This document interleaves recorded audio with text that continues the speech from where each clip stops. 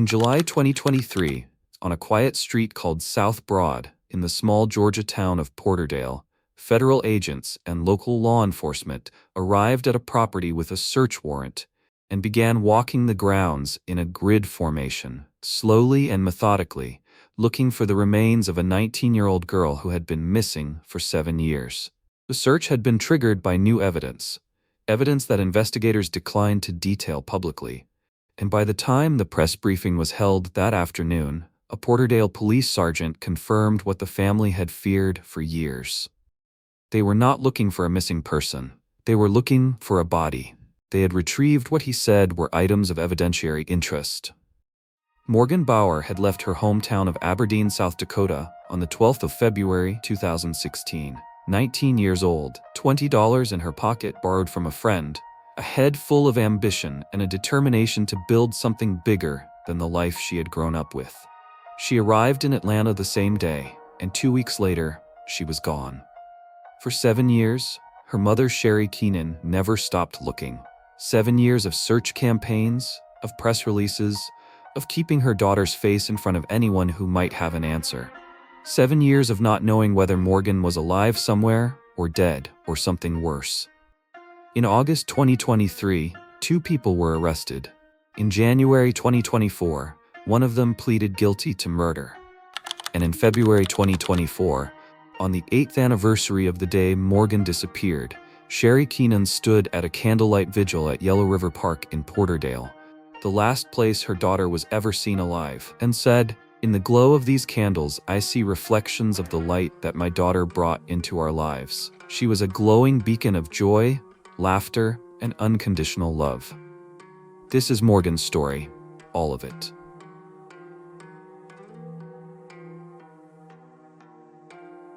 Morgan Erin Bauer was born on the 13th of April 1996 in Memphis, Tennessee. She grew up in Aberdeen, South Dakota, a mid-sized city in the northeast of the state, the kind of place that is defined by its winters and its flatness, where everybody knows everybody, and the options available to a young person with big dreams can feel finite. She graduated from Central High School in Aberdeen in 2014, and by the time she was 19, she had made up her mind that she was done with small-town life. She wanted a city. She wanted more. Her mother, Sherry Keenan, described her in terms that are impossible to forget. When she walked in a room, you knew she was there. She just commanded a whole room. She was beautiful and funny, and her laugh could just completely take you away. She was kind. Sherry also said, in the way that only a mother who loves someone deeply and knows them completely can say, she was really in survival mode. And that's what is scaring me. Who doesn't want to make it at 19 and hasn't made a not-so-great choice? But for her to be off the radar like this is scary. The last time Sherry saw Morgan, they were not on the best of terms. There had been a disagreement between them before Morgan left Aberdeen, and the two were not speaking when Morgan walked out the door. But before she left, Sherry did one last thing for her daughter. She pressed a penny into her hand and told her to put it in her pocket and keep it with her, to keep her safe. Morgan took the penny. She walked away with a friend, and Sherry watched them go. That was the last time Sherry Keenan ever saw her daughter. On the 12th of February 2016, Morgan Bauer caught a ride from Aberdeen to Minneapolis, Minnesota, with a friend, and then boarded a flight to Atlanta, Georgia. She arrived with approximately $20 to her name, money she had borrowed from a friend, with a $630 tax refund from H&R Block expected to arrive on her card within days. She had arranged, through Craigslist, to stay with a man she had met online in exchange for doing household chores until she found a job. She told her mother she was moving in with 2 roommates. That was not quite true. When she arrived in Atlanta, the arrangement fell apart almost immediately. The man asked her to leave, placed her belongings by the door, and left her a note telling her not to return. Morgan found herself in a city she did not know, with almost no money, with her belongings outside a stranger's door. She checked into a motel, then another one. She moved around, trying to get her footing, determined not to go back to Aberdeen and unwilling to admit to her mother how precarious things had become. She had come to Atlanta to make something of herself, and she was not going to turn around and go home because the first week had been difficult. That stubbornness, that refusal to quit, was deeply, recognizably Morgan. But it also meant she was in a city of strangers, with no safety net, trying to figure it out completely alone.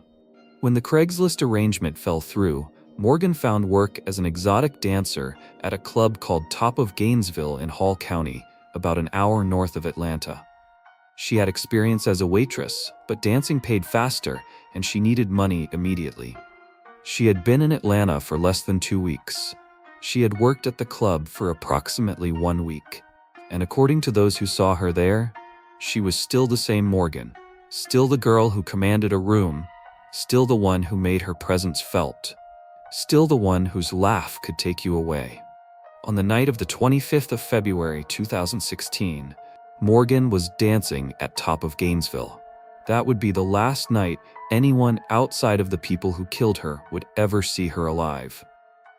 On the night of the 25th of February 2016, Morgan left Top of Gainesville with some people she had encountered that evening. What happened in the hours between leaving the club and the last confirmed sighting of her is a matter of continuing investigation. But what is documented is this. She was dropped off at a Citgo gas station on Highway 278 in Covington, Georgia, and the people who dropped her there, a co-worker and her boyfriend, told investigators that was the last they saw of her. For years, that gas station drop-off on the 25th was treated as the end of the timeline. But in 2023, a critical correction emerged. Morgan's mother, Sherry Keenan, had shared a screenshot of what appeared to be Morgan's last social media post. An Instagram video taken at Yellow River Park in Porterdale, Georgia, posted on the 26th of February, the day after the gas station drop-off. In the video, a man could be seen following behind Morgan in the clip. This was significant. It meant that Morgan had not disappeared on the night of the 25th. She had still been alive and active on social media on the morning of the 26th. It meant the timeline had been wrong for years. It also meant that the park in Porterdale, a property just a short distance from a house on South Broad Street, where a man named Jonathan Alexander Warren had once lived, the same man who dropped her off at the gas station alongside his girlfriend, who was a dancer and Morgan's colleague. The same couple, who last saw her alive, was now the last confirmed location where Morgan Bauer had been seen alive. Her phone last pinged just after midnight on February 27, 2016, at a location in Porterdale. After that, nothing. No calls, no messages, no social media, no documentation of any kind. Morgan Bauer's digital footprint stopped entirely, as though she had simply ceased to exist on the planet. She had never applied for a job under her name after that date. She had made no banking transactions. The tax refund she had been waiting for, the $630 that was supposed to give her enough runway to get started, was never collected. Her friends, who were accustomed to daily contact with Morgan, noticed immediately. Her mother, Sherry, said, "For her to go completely silent on all counts is not her. She would have reached out. Even if she didn't want to talk to me, she would have reached out to her grandma." On the 12th of March 2016, Sherry Keenan filed a missing persons report with the Atlanta Police Department. Almost 2 weeks after Morgan had gone silent, and only after a friend of Morgan's reached out to Sherry to say she had not heard from her. The delay was in part because of the difficult circumstances of their last goodbye, the argument that had left the two not speaking, and Sherry had not initially known that the silence was anything other than Morgan needing space. Once she knew, Sherry came to Atlanta immediately. She hired a private investigator. She spoke to everyone she could find who had known Morgan in Georgia. She created a Facebook page called Missing Morgan. She ran search campaigns. She appeared in news articles and gave interviews to anyone who would listen. She filed a Change.org petition demanding a thorough investigation. She kept Morgan's name alive through sheer force of will across 7 years, when the case might otherwise have faded from public awareness entirely. The investigation was not without complications. In the early weeks, Morgan's sister Alyssa publicly claimed that Morgan was alive and well, and that Sherry knew this and had merely been publicizing the case for monetary gain. A friend of Morgan's briefly suggested she had been in online contact with her. These claims created confusion and doubt around the case at a critical early stage. leading some people to question whether Morgan was genuinely missing or had simply chosen to disappear. Sherry has consistently denied all of these allegations. What the evidence showed, consistently across 7 years, was that Morgan had made no attempt to contact her grandmother, whom she was close to. She had applied for no jobs. She had accessed no bank accounts. She had made no social media posts after the 26th of February. Every measurable digital and financial indicator said that Morgan Bauer had not gone anywhere of her own choice. She had gone nowhere because she was dead. Investigators continued to work the case. Atlanta police, who took the initial missing persons report, called it a cold case, but an active one. The Porterdale Police Department, the small-town department in whose jurisdiction the last phone ping and the last video had placed Morgan, kept it open. In July 2023, 7.5 years after Morgan Bauer disappeared, something changed. New information had reached investigators, and on July 27, 2023, the Porterdale Police Department arrived at a property at 2 South Broad Street in Porterdale with a search warrant, accompanied by the FBI, the GBI, the Newton County Sheriff's Office, the Atlanta Police Department, and even officers from the Peoria, Illinois Police Department, whose presence at a property search in a small Georgia town was conspicuous enough to draw significant media attention. Police confirmed at a press briefing that afternoon that the search was specifically for the remains of Morgan Bauer. They confirmed they had retrieved items of evidentiary interest. They declined to describe what those items were. The current owners of the property were cooperating with the investigation, and the property itself, a large frame home surrounded by trees on South Broad Street, sat less than a mile from Yellow River Park, where Morgan had last been seen alive in her February 26 Instagram video. Jonathan Alexander Warren had once been a resident of that property. His then-girlfriend, Caitlin Goebel, had lived there with him. Both had been described by investigators as the last known people to have been in contact with Morgan Bauer before she disappeared. The ones who claimed they dropped Morgan off at a fuel station and had not seen her since then. On August 6, 2023, Porterdale police announced that 2 arrests had been made. Jonathan Alexander Warren had been taken into custody in Los Angeles, California. Caitlin Goebel had been taken into custody in Peoria, Illinois. Both were charged in connection with the disappearance and death of Morgan Bauer.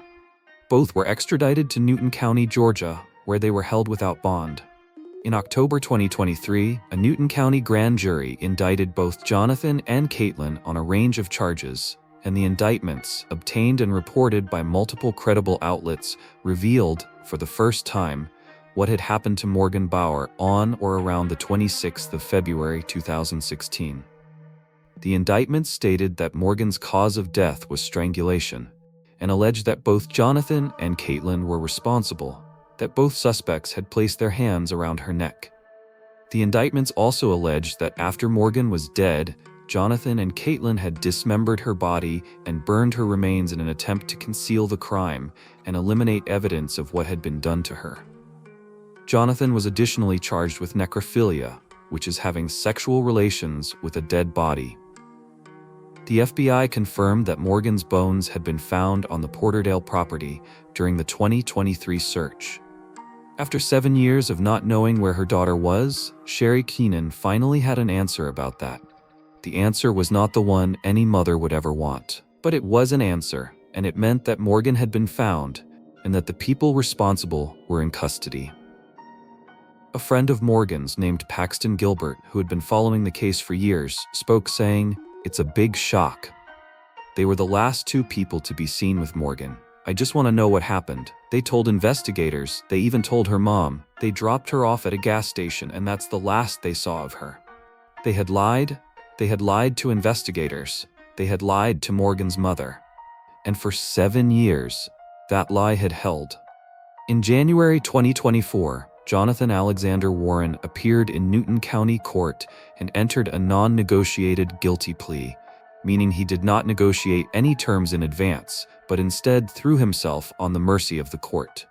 He pleaded guilty to malice murder, necrophilia, concealing the death of another, and tampering with evidence. Jonathan had asked the court to sentence him to life with the possibility of parole. The court disagreed. A Newton County judge, disturbed by the facts of the case, sentenced Jonathan Alexander Warren to life in prison without the possibility of parole. He will die in prison for what he did to Morgan Bauer. Morgan's mother, Sherry Keenan, declined to comment at the time of Warren's sentencing, noting that the case was not yet fully closed. Caitlin Goebel's case remained pending. Caitlin Goebel was indicted on charges of malice murder, felony murder, aggravated assault, tampering with evidence, and concealing the death of another. Her case has been working its way through the courts since her arrest in August 2023, and as of October 2025, it had not yet gone to trial. In October 2025, a motions hearing was held in Newton County Court to determine what evidence prosecutors would be permitted to introduce at Caitlin's trial. Prosecutors were seeking to introduce a collection of social media evidence, including TikTok videos, in which Caitlin allegedly discussed her fascination with serial killers and the occult, and another video in which she appeared to be holding a severed head. Prosecutors also sought to introduce the Satanic Bible, which had appeared in a video on Caitlin's social media, along with writings and notes from the defendant. Prosecutors stated in court that Jonathan had told investigators that Caitlin had an interest in forensic pathology and had expressed a desire to murder someone in order to cut up a body, and that Jonathan was expected to testify about conversations and behaviors he had witnessed that prosecutors said demonstrated Caitlin's alleged fascination with violence and death. Caitlin's defense attorney argued that this evidence was prejudicial and irrelevant, that the inflammatory nature of the social media content would unfairly bias a jury against his client, and that its prejudicial effect substantially outweighed any probative value. The judge was weighing that argument at the time of the hearing. Caitlin Goebel's trial had not taken place as of the time this documentary was made. District Attorney's Office has stated it will not discuss the details of her case further until proceedings are complete. On the 25th of February 2024, 8 years to the day since Morgan Bauer had last been seen dancing at Top of Gainesville and had left that club for the last time, Sherry Keenan and members of Morgan's family, friends, and supporters gathered at Yellow River Park in Porterdale for a candlelight vigil. Officers from the Porterdale Police Department stood with them. They lit candles. They observed a moment of silence. This was the park where Morgan had posted that final Instagram video on the morning of February 26, 2016. The video that had shifted the entire investigation and that showed an unidentified man following her in the background. This was the last place she had ever been captured alive by a camera. It was the right place to remember her. Sherry Keenan spoke at the vigil. She said, "In the glow of these candles, I see reflections of the light that my daughter brought into our lives. She was a glowing beacon of joy, laughter, and unconditional love. Tonight, as we hold these candles, let them represent the warmth of her spirit that continues to shine brightly in our hearts."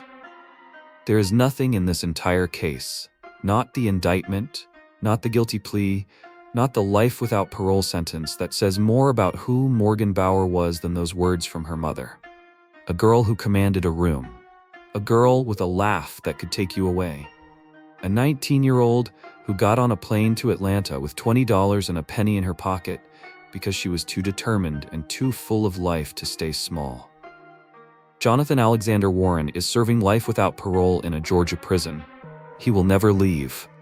The man who strangled Morgan Bauer, who dismembered and burned her remains to try to make her disappear completely, who then lied to her mother's face about what had happened to her daughter.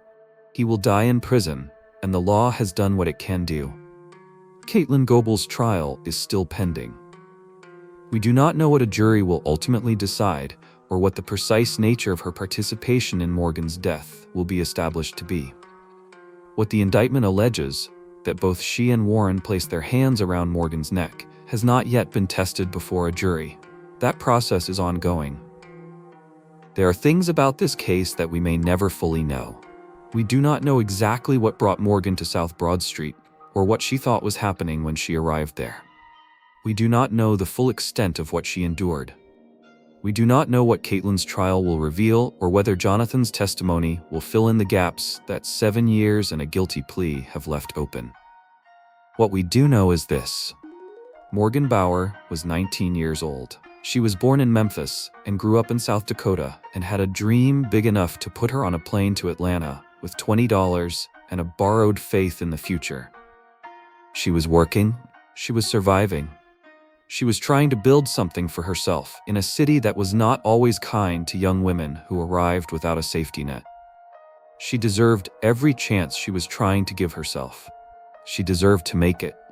She deserved to call her grandmother, to go back to Aberdeen someday and prove everyone wrong, to grow into the woman she was clearly already becoming.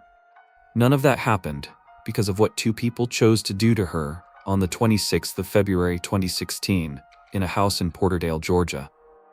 Sherry Keenan never stopped. For 8 years, she kept that penny story alive, kept her daughter's name in the news, refused to let Morgan become just another cold case file. That relentlessness, that refusal to let her daughter be forgotten, is part of why Jonathan is behind bars today and why Caitlin's case is before a court.